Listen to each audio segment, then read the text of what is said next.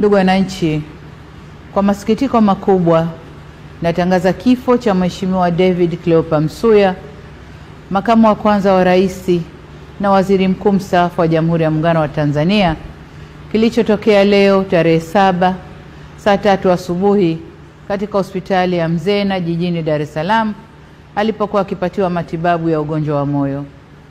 Hayati Cleopa David Msuya ameugua kwa muda mrefu na amekuwa akipatiwa matibabu ndani na nje ya nchi, ikiwemo katika hospitali ya moyo ya Jakaya Kikwete, hospitali ya Mzena na kule jijini London nchini Uingereza.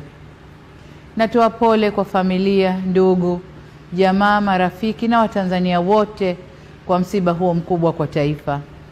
Aidha, ninatangaza siku 7 za maombolezo ambapo bendera zitapepea nusu mlingoti kuanzia tarehe 7 hadi tarehe 13 mwezi huu wa 5. Taarifa zaidi kuhusu msiba huu zitaendelea kutolewa na serikali. Poleni sana Watanzania.